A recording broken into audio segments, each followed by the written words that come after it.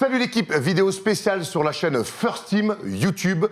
La First Team a remis son habit de lumière, enfin moi surtout, t'avais pas le tien apparemment. T'es le seul, non. Moi, c'était en train de tourner dans la machine à laver. C'est pas grave, ça te va très bien. Merci, tu, merci. tu es mignon comme toi. En tout cas, on est ravis. Aujourd'hui, on s'est mis à deux, puisqu'on a la chance de recevoir, bon, il est pas loin en même temps au niveau géographique, mais il est très occupé.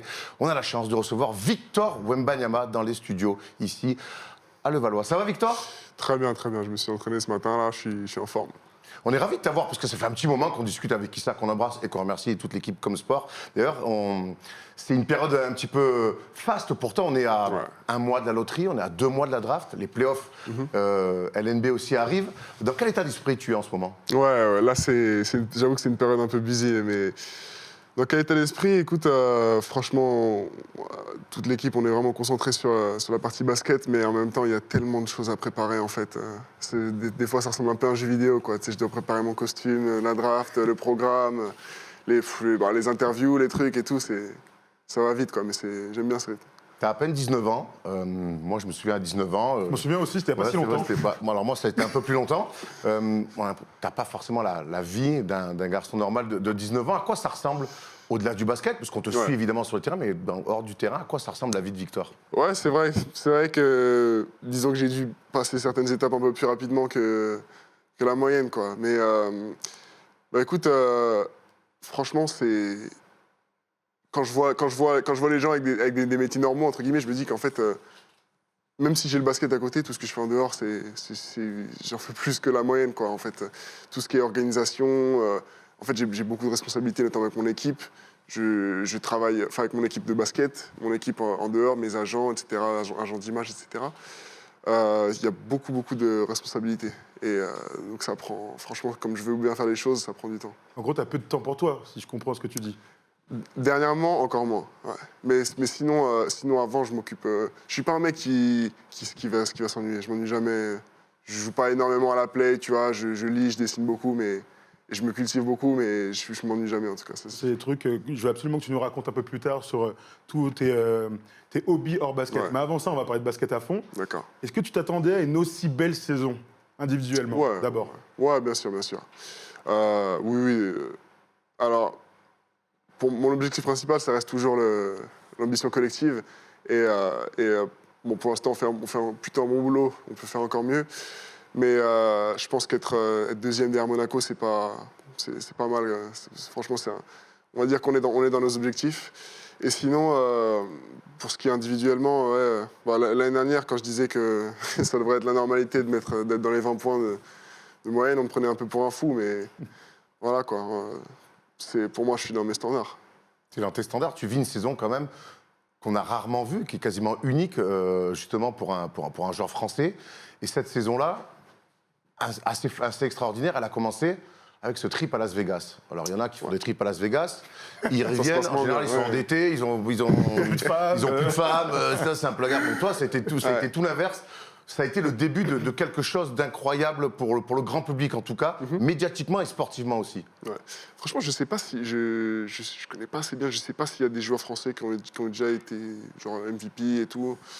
Mais c'est une saison spéciale, mais fallait la rendre spéciale dès le début, quoi.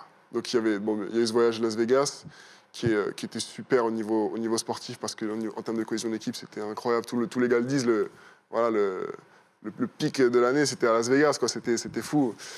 Et aussi au niveau médiatique et image du club, image personnelle, il y avait beaucoup de choses à gagner là-dessus, et je pense qu'on a tous fait un bon boulot, quoi. On en a parlé avec Laou et Steve Moufat, Laou Konaté, tes coéquipiers.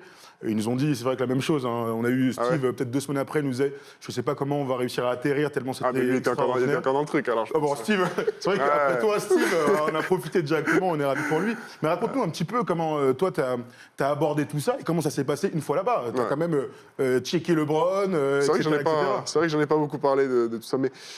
Disons que, alors quand on a atterri là-bas, c'était le voyage était très long, mais bon, on savait qu'on allait s'amuser en venant, donc. C'était quelques jours, il me semble que c'était 4 jours, vraiment intense, mais c'était plein, quoi. Mais en même temps, on était bien accompagnés, on avait des bonnes structures et tout, donc c'était vraiment carré. C'était plein interviews. enfin voilà, signature, match, entraînement, je me rappelle les entraînements, il y avait 1000 caméras, 1000 médias différents, etc. C'était vraiment rempli, quoi. Mais moi, j'aime bien quand c'est rempli et que c'est bien encadré, etc. Et en fait, c'était... alors, j'avais de quoi me déconcentrer quand même. Mais je ne l'ai pas fait. Mais j'avais de quoi me déconcentrer avec tout ce qui se passait à côté. Mais je pense que la manière dont je suis entré dans le match, c'était... Voilà, quoi, je m'y suis retrouvé parce que c'était... Bon, déjà c'était une bonne compétition. Déjà, c'était un tout autre sport. Hein. On arrive là-bas, on joue sur un terrain différent, avec des règles différentes, avec un ballon différent. Déjà, il y a eu un petit temps d'adaptation déjà. Mais je pense franchement, on est bien rentré dans le match et tout. Et bon, le résultat est quand même assez satisfaisant. On a fait une victoire sur 2. Mais bon, je pense qu'on est meilleur qu'eux quand même. Mais il y a eu ce temps d'adaptation, quoi. Mais est-ce que toi, quand tu vas là-bas, tu laisses faire les choses, tu laisses les choses venir à toi et tu te dis, c'est quand même pour moi qu'on est là? Ah non. C'est parce que c'était aussi pour la draft et tu mets 36-37, il y a les stats, il y a la manière Ouais. où tu bluffes tout le monde. Tu savais qu'il fallait que tu en fasses un petit peu plus ou tu as juste laissé le jeu venir à toi? Non, c'était comme une finale, quoi. Moi, je me retrouve vraiment dans ce genre d'événement, quoi, avec un peu avec de l'enjeu, en fait. Parce que, et en fait, ça déclenche, tu sais, je suis plus dans la zone, etc. Ça déclenche des mécanismes un peu dans mon cerveau, dans mon sang. Et donc, pour moi, c'est logique que ça se passe comme ça. C'était logique que ça se passe comme ça. Tu jouais contre aussi ton concurrent direct pour la prochaine draft, qui est Scoot Anderson. Tu as eu cette déclat plutôt marrante avec lui. Est-ce que tu as pu échanger, du coup, un petit peu avec lui aussi en off? Pas plus que ça, mais j'ai eu certains gars qui ont un peu échangé avec lui. Moi, je lui ai dit bonjour 2-3 fois, vite fait, tu vois. Le mec est sympa, relax en plus, mais disons que j'ai pas vraiment parlé, quoi. Mais j'aimerais bien, bon, ça arrivera dans les 15 prochaines années, mais Et moi, tu le croises dans peu de temps, je crois. ouais, Il y a c'est moyen. possible. Tout à l'heure, tu parlais de Vegas et du fait qu'il fallait que tu te concentres sur le basket. Ouais. Qu'est-ce qu'il y avait comme chose hors basket qui aurait pu te Alors, déconcentrer? Il y a un truc déjà un jour, je me rappelle, ça m'a un peu dérangé. En gros, c'était, on s'entraînait dans une espèce de complexe avec 3 terrains de basket. Le truc était neuf, le parquet était brillant et tout. Et il y avait un espace pour les médias à côté, mais en fait, il y avait Vincent, mais à part comme joueur, il n'y avait que moi qui allais aux médias en fait. Et du coup, bah, les gars, ils devaient s'échauffer. Et pendant qu'ils s'échauffaient, moi, j'allais aux médias. Et en gros, ils devaient attendre que moi j'ai fini pour qu'on commence l'entraînement. Et en fait, je me suis dit, mais ils attendent que moi là, donc en gros, je suis différent de l'équipe, là, c'est pas bon, tu vois. Il faut que les médias, on met sur le côté, la priorité, c'est le basket, en fait. Et donc ça, je me rappelle, ça me dérangeait un peu, parce que j'aurais pu me laisser emporter, tu sais, répondre à toutes les interviews et tout, et pas me concentrer sur l'entraînement et arriver comme une fleur sur le terrain et tout, mais je me rappelle, ça m'avait un peu dérangé, mais bon, je me suis reconcentré. Et sinon, sinon c'est tout simplement toutes les sollicitations. J'en ai tous les jours, mais bon, je suis délesté, je suis protégé par mon entourage, mais là, on est sur le sol américain. C'était d'autant plus simple pour toutes les sollicitations de venir à moi, quoi. Parlons justement de ça, c'est intéressant et ça a été un des éléments clés aussi de cette saison. Ouais. C'est qu'il a fallu gérer les sollicitations, les médias, nous, les relous. On a tout le temps envie forcément de t'avoir. J'ai l'impression que cette année, tu as su aussi te protéger par ton entourage et donner ce qu'il fallait donner, mais et c'est ce que j'entends dans ce début d'interview, c'est que la priorité, elle reste toujours le jeu, le terrain. Ouais, c'est bon. Évidemment, on peut pas dire oui à tout, loin de là même, parce qu'il y a tous les jours il y a des demandes. Mais disons que j'aime bien le rythme auquel je donne des interviews, je fais des apparitions, etc. Parce qu'en fait, c'est contrôlé, c'est maîtrisé. Même il y a beaucoup de médias qui comprennent pas vraiment ça, de médias pas forcément spécialisés basket, voilà, qui pensent que des fois peut-être que je suis juste un relou à dire non, quoi. mais bon, je peux pas tout faire, hein, sinon je passe ma vie à faire ça, je deviens influenceur en fait. Et Bon, t'es au bon endroit. T'es au bon endroit pour être voilà, si je veux influenceur, reconvertir. Mais du coup, ouais, franchement, j'aime bien ce rythme, etc. Parce que à la fois, j'ai pas envie d'apparaître partout parce que faut garder cette rareté en fait et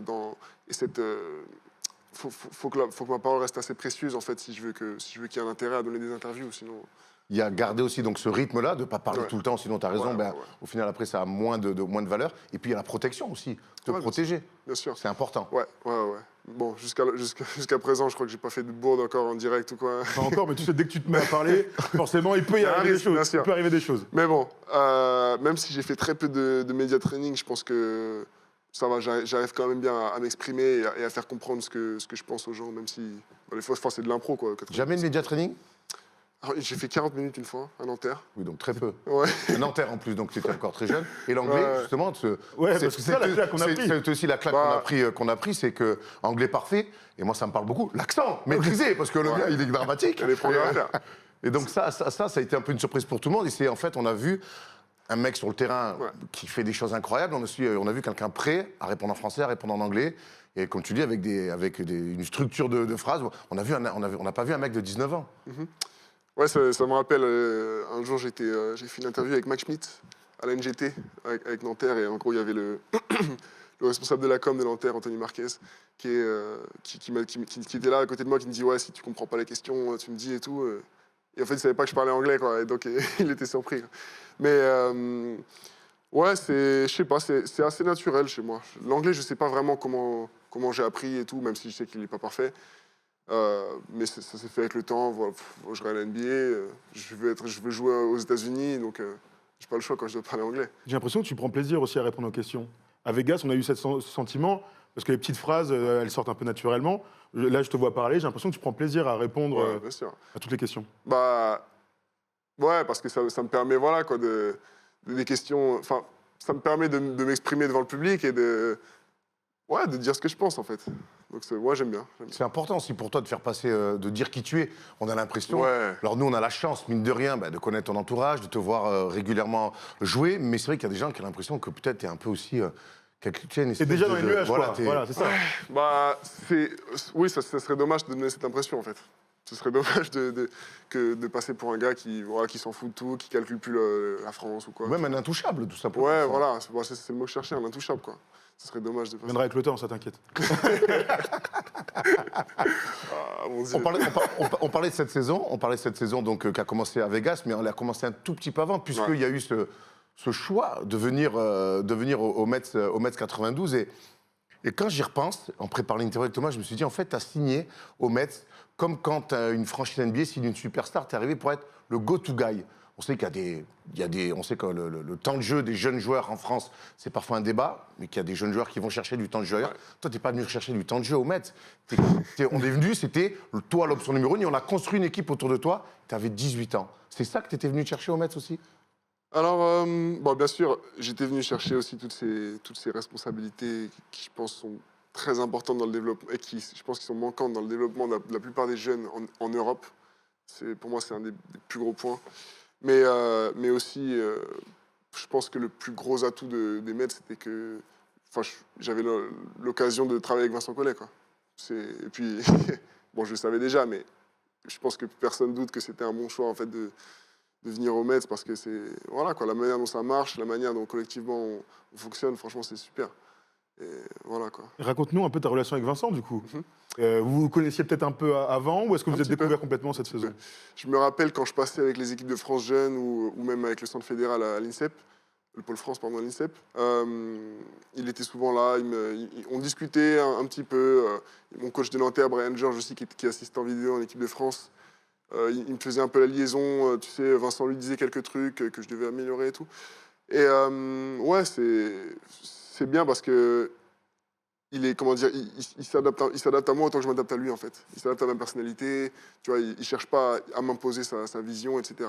Bon, déjà, il a fait beaucoup de concessions sur la manière dont on joue. Cette année, c'est un peu spécial. Enfin, même, je sais que c'est pas toujours facile pour un coach d'avoir un joueur comme moi, je sais. Dans quel sens tu dis ça? Pourquoi pas facile? Parce que voilà, des fois, même s'il sait que je peux le faire, il se dit monte pas la balle, tu sais. Oh. Mais même si de moins en moins, on commence à se connaître un peu, voilà, quoi, il me comprend de plus en plus. Mais tu sais, pour un coach, d'avoir un joueur non conventionnel, c'est pas toujours facile. On a envie toujours un peu de le mettre dans une case. Mais bon, Vincent, il fait un super boulot. Tu sais que c'est bien que tu dis ça, parce que Vincent Collet, nous on le connaît bien sûr avec l'équipe de France, sa longue carrière dans tous les clubs dans lesquels il est passé. Et on sait que c'est un entraîneur très précis tactiquement. Il adore ça. Et ce que je ressens, Et ce qu'on a ressenti, nous, pendant toute la saison, c'est qu'avec un mec comme toi, il est obligé d'évoluer vers un truc qu'il ne peut pas maîtriser, en fait. Et oui. Mais du coup, j'espère qu'il maîtrisera un jour, quoi, en équipe de France. Mais c'était certainement un challenge aussi pour lui. Avec Stavron, on a eu la chance d'en parler lorsqu'on avait voté pour les All-Stars français. Okay. Et forcément, on lui avait dit, tu vois. Et tu sentais qu'il y avait un côté, un nouveau challenge aussi pour lui, avec toi, effectivement, de casser les codes un peu de ce coach fin technicien. Ça ne veut pas dire qu'avec toi, on ne peut pas être fin technicien, mais forcément, il faut une vraie adaptation. Je pense que Vincent, dans un coin de la tête, Vincent, il a en fait l'ambition avec l'équipe de France et qui se dit que s'il veut m'avoir et m'utiliser à 100% de mon potentiel pendant les 10 ou plus prochaines années, il va falloir, je pense qu'il va falloir qu'il s'adapte à moi autant que je m'adapterai à lui, en fait.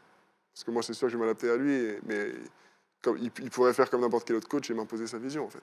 Qu'est-ce qui t'a amené le plus dans le jeu? Parce qu'on imagine qu'individuellement, tu bosses avec des coachs individuels, mais dans la compréhension du jeu, on sait que c'est là que Vincent, il est trop fort. Qu'est-ce qui t'a amené le plus? Alors, en fait, il m'a vraiment éclairé sur le rôle de meneur de jeu en attaque, quoi, tu vois. Quand on joue comme Vincent, quand on écoute vraiment le coach, ça se fait des passes, etc. La balle passe souvent par moi, mais en fait, dès que la balle passe par moi, ça libère d'autres espaces parce qu'il n'y a jamais qu'un joueur sur moi, en fait. Donc en gros, j'aime bien le rôle qu'il me donne de pouvoir rendre mes coéquipiers meilleurs, en fait. Ok. Est-ce que, pour revenir sur toi et les Mets et le projet des Mets, on a vu ce qu'a dit Tony Parker avec l'Asvel l'année dernière. Toi, déjà, ma première question elle est toute simple. Comment tu l'as ressenti quand tu as vu ou lu ce qu'avait dit Tipeee? Quand est-ce qu'il a dit? Là, il y a quelques jours, quelques semaines, il nous a dit que tu n'avais pas vraiment progressé en partant. Je crois qu'il avait dit... Il avait dit, il savait pas que si j'avais progressé ou quelque chose comme ça, je sais plus. Je sais que Tony, je le connais. Je sais qu'il y a aucune animosité entre nous, hein, mais je pense que c'est un peu les médias qui ça peut déformer un peu quelque chose des fois, mais disons que non, il sait que j'ai progressé, il le sait, dans un rôle différent et puis depuis même dans les chiffres, quoi, même, et puis au classement, disons que j'ai un rôle plus important dans une équipe qui est très bien classée, donc mathématiquement j'ai progressé. J'ai l'impression de toute façon avec l'âge, quand tu as 18 ans et que tu as 19 ans, forcément tu progresses un peu. Sinon c'est pas bon signe. Sinon c'est très En général on progresse bien. Et non, puis même physiquement. Ouais, même physiquement. On a regardé les photos de toi. Tu te souviens quand on t'a croisé? On s'entraînait avec Alex. On s'entraînait avec Alex. À Marseille-Cerdan. On t'a vu, body summer, mon gars. Là, ça a pris fort. J'étais congestionné, c'est pour ça. Sortie de pompe et tout ça. Pour revenir sur les Mets, en venant aux Mets, il y avait aussi ce qui a été mis en avant, c'est que tu avais qu'un match, entre guillemets, par semaine, et ça te permettait de bosser plus individuellement. Mais en venant aux Mets, tu as fait aussi une croix sur l'Euroleague, qui est Est-ce que ça t'a un petit peu titillé cette année? Alors, disons que c'était... bien sûr que c'était un petit regret de quitter l'Euroleague, quoi, mais il n'y avait aucune raison avec le recul, il n'y avait aucune raison de ne pas le faire, en fait. Mais bien sûr que ça aurait été... Bien sûr qu'en tant que compétiteur, voilà, quoi, j'aurais bien aimé goûter un peu la compétition européenne, mais un peu plus. Mais bon, j'ai dû faire un choix et j'ai fait le meilleur choix. Et surtout... qu'un match par semaine, mais avec beaucoup plus de minutes, beaucoup plus de responsabilités. Donc, l'impact c'est quasiment le même, en fait. Parce que, parce que j'ai un rôle beaucoup plus important. Donc, sinon... T'as regardé des matchs d'Euroleague?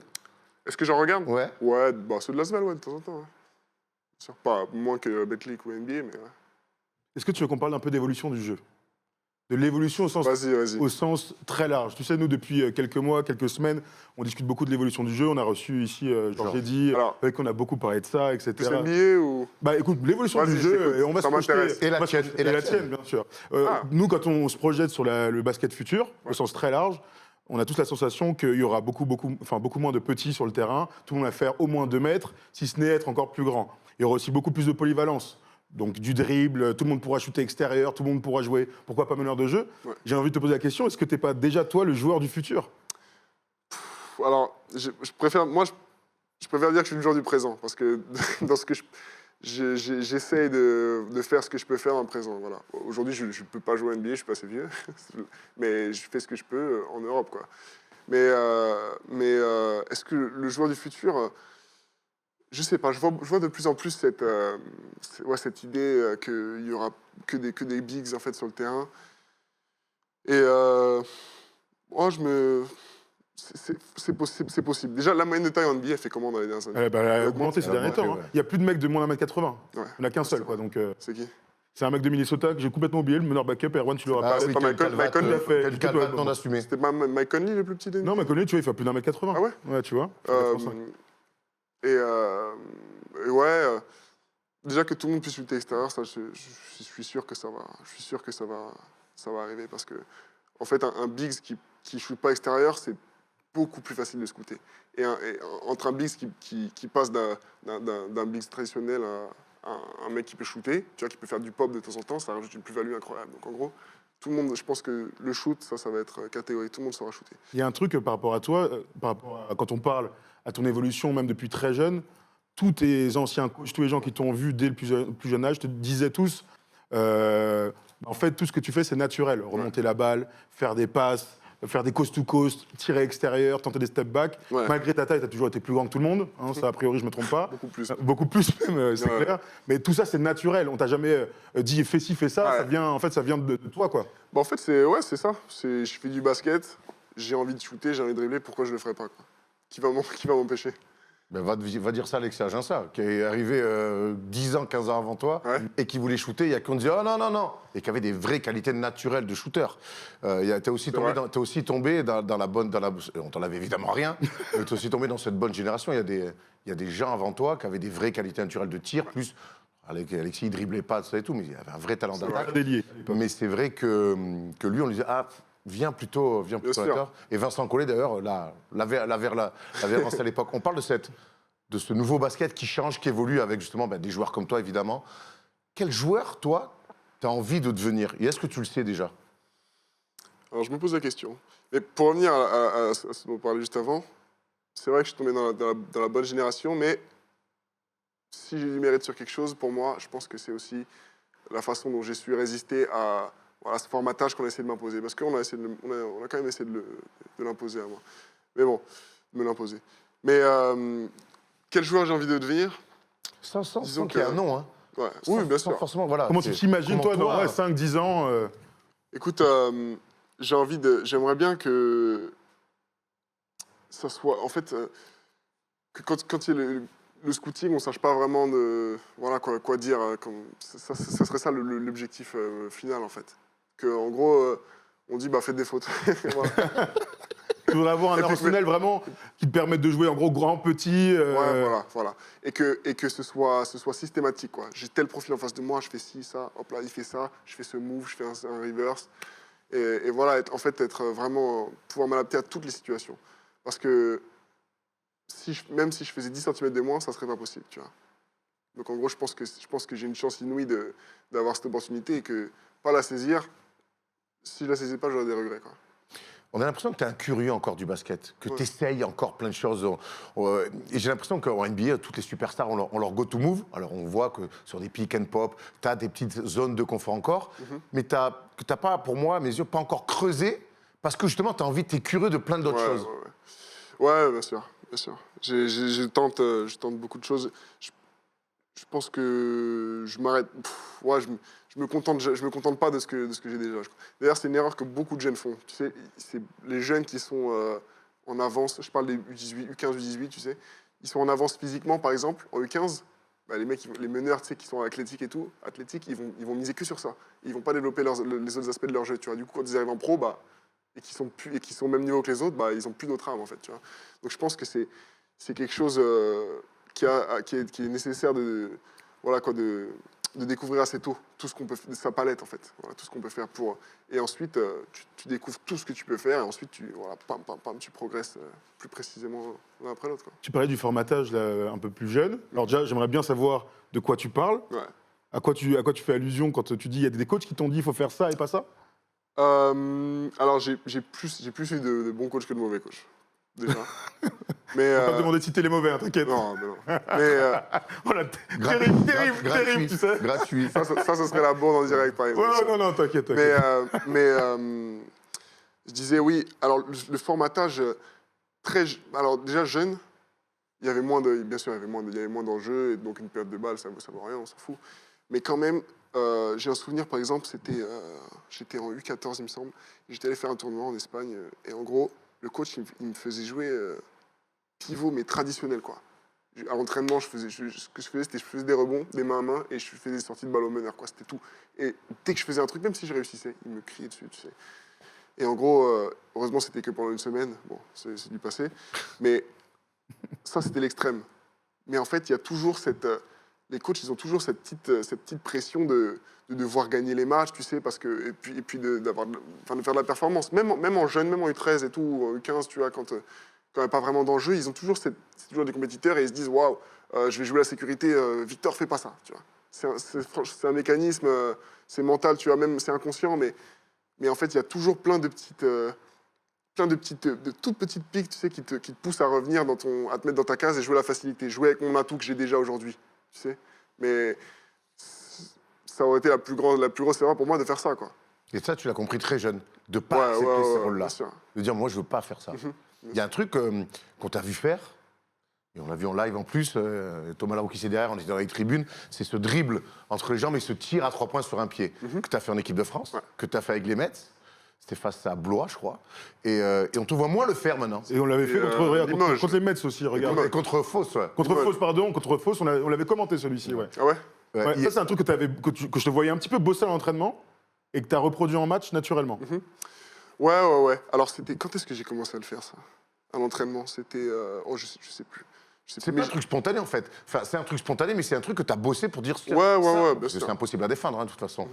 Alors, c'est un truc... je me rappelle avoir vu Kevin Durant le faire il y a un moment et tout, et je me suis dit, mais en fait, c'est tellement inattendu que le mec, le défenseur ne peut pas... S'il s'y attend pas, si le mec, il craint à la fois le tir, le drive, la passe, le jump shot, tu sais, il sait plus où donner de la tête, tu fais ça sort de nulle part, en fait. Et donc, ça surprend le défenseur, je pense. Mais c'est pas... Ce mot n'est pas 100% naturel, parce que, ouais, je l'ai bossé. Et je me rappelle... et ça, par exemple, quand tu le bosses, quand un coach il voit bosser à l'entraînement, il dit vas-y, arrête de faire de la merde, là, va faire du hook shot, tu vois. Bah, il faut le faire quand même, tu vois. Il faut résister à cette pression extérieure, le bruit dans le dos, tu sais, dans tes oreilles et tout, qui dit mets-toi dans cette case, en fait.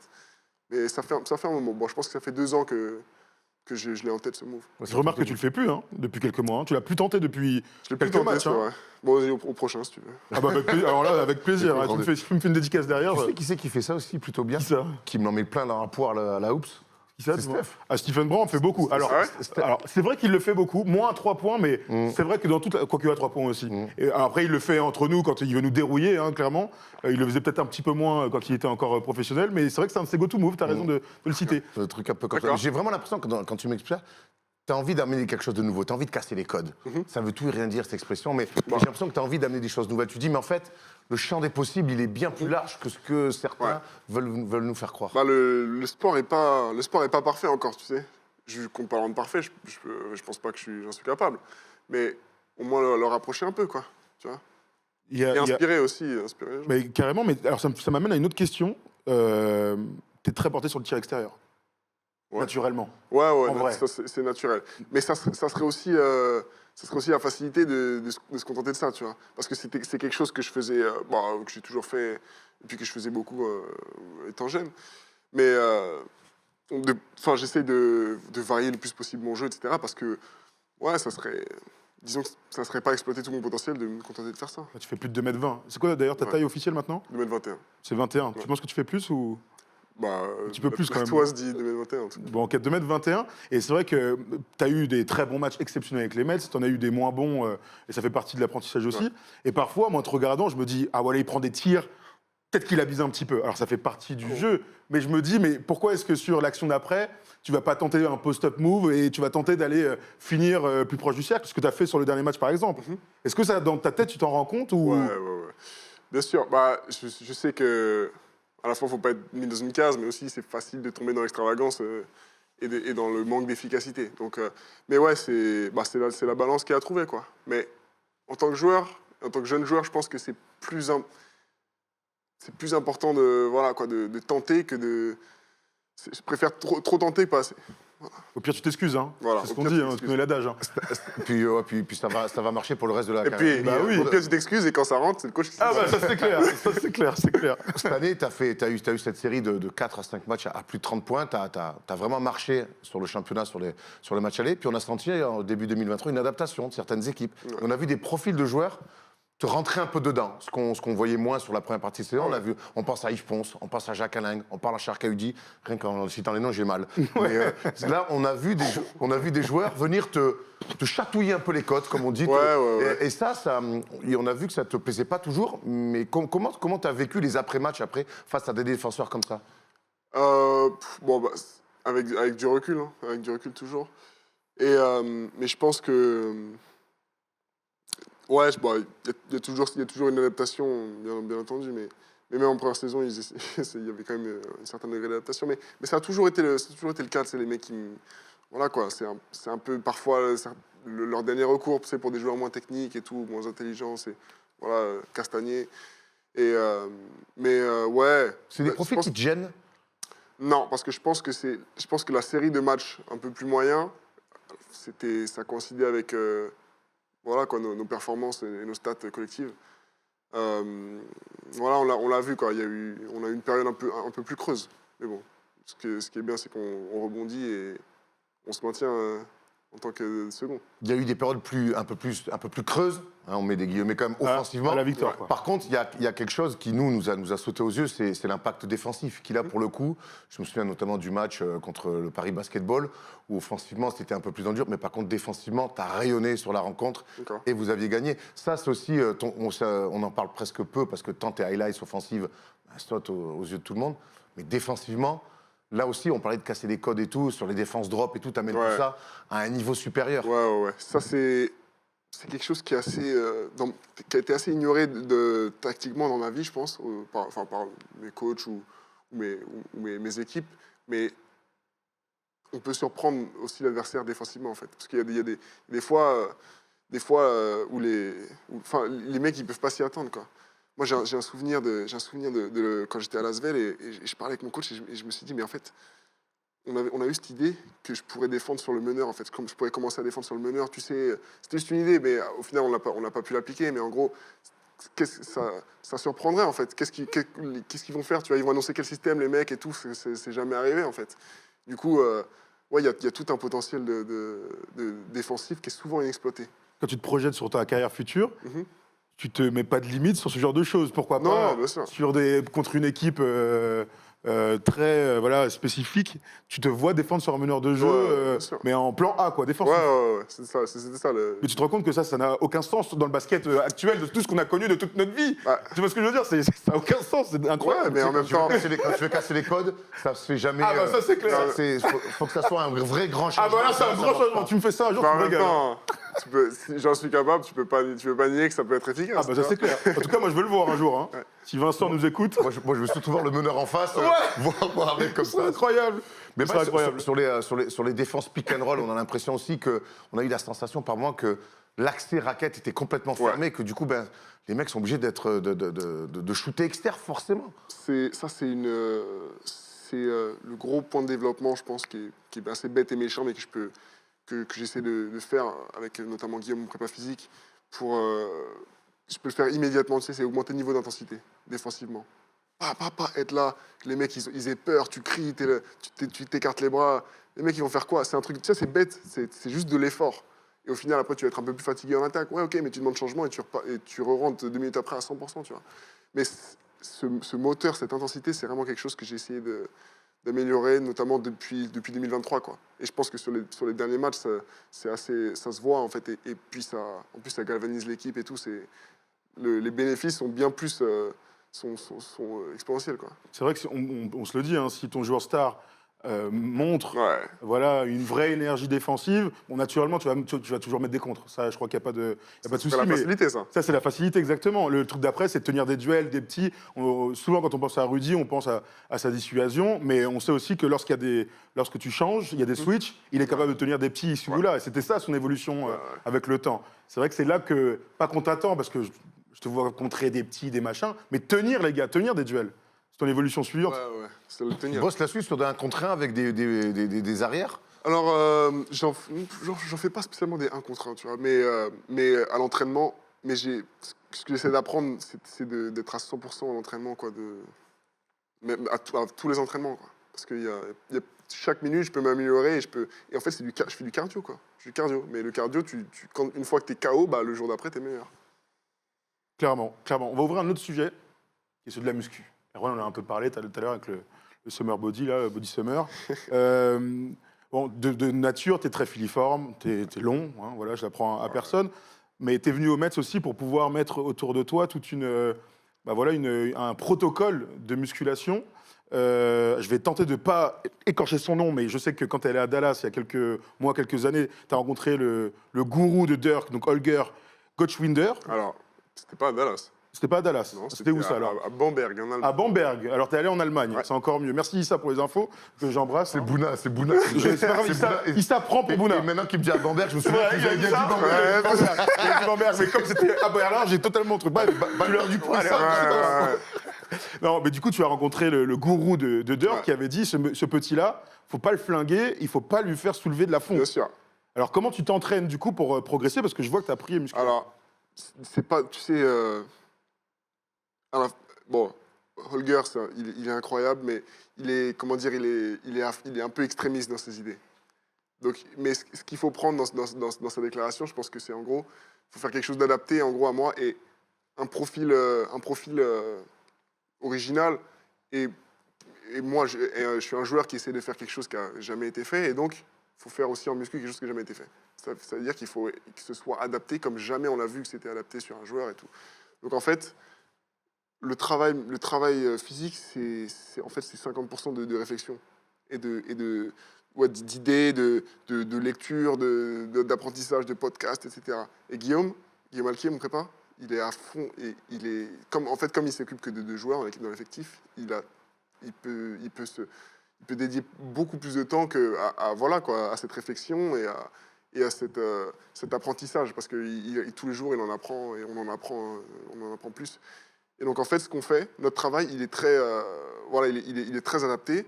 Et c'est pas seulement soulever des grosses charges bêtement, méchamment, tu sais, bam bam, mais on en soulève comme ça sur les mouvements pour lesquels c'est propice. Quand tu as un gros muscle à travailler, les fessiers, les cuisses, je sais pas quoi, tu peux envoyer fort. Et ensuite, il faut équilibrer avec du travail plus fin, neurologique notamment, de réflexes, de coordination et voilà, beaucoup de prévention aussi on fait. Mais en tout cas, c'est un travail vraiment, vraiment adapté et vraiment réfléchi. En tout cas, ça marche parce que Ouais, tu t'es voilà. pas blessé cette saison. Ouais. Tu as joué tous les matchs. C'est la grande info. Quand tu sors de l'Asvel, pour signer au Metz, il y a beaucoup de blessures, pour des raisons qui vous appartiennent. Mais cette année, la grande info, c'est que tu n'as pas raté. La grande info, un match. carrément. Mais non, mais En tout cas, la grande info, c'est le grand point d'interrogation auquel tu as répondu. C'est que tu n'as pas été blessé de l'année. Ouais. Et tu as joué tous les matchs. Ouais. Et Après, comme tu disais, tu joues 30, 35. ouais, bien sûr. Bah ouais, c'est bon. Moi, je vois ça simplement comme voilà la logique qui suit le travail qu'on a fait. D'accord, donc par rapport à l'année dernière, rien n'a changé, c'est ça que tu es en train de me dire, c'est que tu te blessais, tu étais jeune et maintenant tu t'es étoffé, et tu baisses un peu moins. non, c'est l'entretien, la manière dont je travaillais a changé. Tu vas tous les jours à la muscu aujourd'hui? Ouais, bien sûr. Tous les même jours. Même après les matchs, ouais. Même si c'est juste envoyer un signal, tu sais, aux muscles, un signal nerveux et tout, c'est un entretien vraiment constant. Oui, là quand je t'écoute parler, là on est vraiment sur de la science. Ouais, bien sûr. Mais en fait, l'image qu'on a de la muscu est tellement plate, quoi. Il y a tellement plus de choses. Je pense notamment à ce que fait Kadurzani avec le livre qu'il a sorti, etc. Il y a tellement de choses à apprendre sur l'entretien de son corps, etc. Il y a quelque chose aussi sur quoi Guillaume est très calé, c'est tout ce qui est le mouvement. Apprendre à bouger. Et je pense qu'Holger, il serait à 100% d'accord avec ça, en fait. je veux être sur le terrain, je veux bouger, je veux voler, tu vois. J'ai pas de raison de me mettre sous une barre et de rester immobile 50 minutes à faire du soulevé, tu vois. En muscu, j'ai pas de raison si je compte pas le faire sur le terrain. Tu vois, Erwan, tes séances, là, c'est avec Victor. Mais je note, hein, je finis l'interview, je trace direct. Hein. Fitness Park, j'arrive hein, d'ici 10 minutes. Et puis, on se prolonge aussi, on se projette aussi dans le fait que c'est important de sculpter ton corps de manière intelligente, parce que l'NBA, on sait que c'est aussi un défi physique de chaque instant. Ça, c'est important aussi. Il y a parmi les points d'interrogation que les gens aiment bien soulever, c'était aussi, mais physiquement, moi, souvent, on vient me voir en me disant, mais il va se faire bouger en NBA. Je fais, oui, au début, peut-être. Le basket a changé, et au début, il y aura un temps d'adaptation, mais petit à petit, c'est d'y arriver aussi d'avoir un corps pour la NBA. Ouais, bien sûr. Après, le défi physique en NBA, c'est plus les 80 matchs que l'impact sur le terrain, parce que ça a changé quand même. Ça, j'ai l'impression que Luka l'a bien dit, hein, c'est plus facile de scorer en NBA qu'en Euroleague. Surtout en championnat de France, qui est un des championnats les plus physiques dans le monde. Un des plus C'est connu comme ça. Hein. Mais en tout cas, pour avoir joué en Euroleague et en championnat de France, ça tape beaucoup plus en championnat de France. Hein. Euroleague, c'est bien plus intelligent, mais ça tape beaucoup plus en France. Et tu l'as dit tout à l'heure, hein, les règles. Tu es allé à Vegas, tu as vu le terrain, c'est plus grand, il y a plus de rythme. Steve nous avait dit, ce que j'ai adoré, c'est que tu sens dans tous les mouvements, à la fois des joueurs, mais même des arbitres dans leurs coups de sifflet, que tout est fait pour courir. Ah oui, bien sûr. Donc c'est plus simple, bien sûr, de marquer en NBA. Il faut pouvoir avoir les responsabilités et tout ça, ça c'est un autre débat. Mais c'est vrai qu'au vu de ta polyvalence, de ta manière d'être délié sur le terrain, je pense qu'on n'a pas trop de soucis à nous faire pour qu'un jour tu sois un joueur très dominant de NBA. Mais, on a hâte même. Hein. Bien sûr. Quand on a joué à Vegas, tu vois, tu joues un contre un, c'est un contre un. Il n'y a jamais d'aide. Voilà. Ici, cette année, je crois pas que j'ai joué un seul un contre un. C'est toujours un contre deux.